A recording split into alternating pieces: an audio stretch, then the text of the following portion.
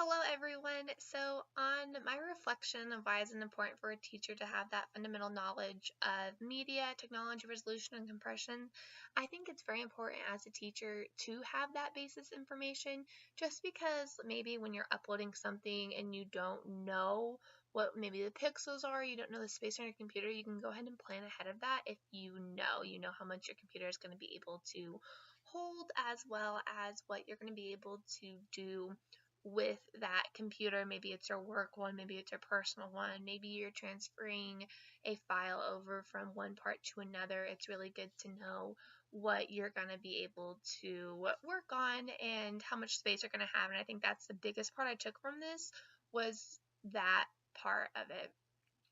My experience working with Prezi, I have done one before because a teacher required us to use Prezi instead of PowerPoint. I think Prezi makes things kind of more exciting in the way of how it shows up on the screen and kind of more like interactive because you are able to move from one thing to another to another.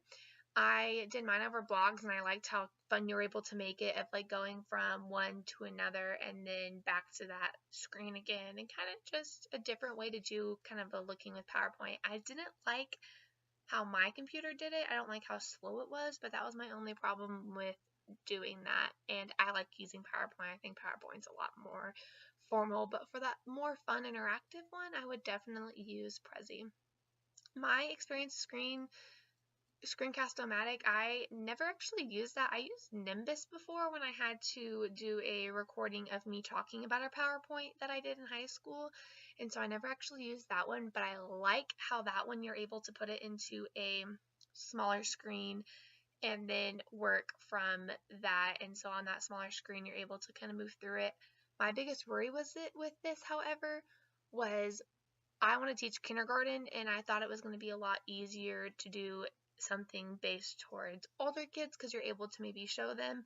But for mine, I chose to do it in a way that you had your computer pulled up and you typed in it for the kids and they were able to sit on their computers and then type it in.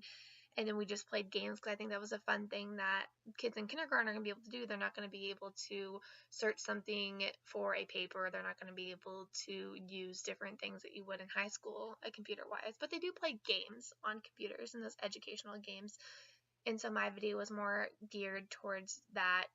And that's pretty much the only way I think I'd use a video of me showing the kids is showing the kids how to get to a website to play those educational games, which overall I thought was pretty fun.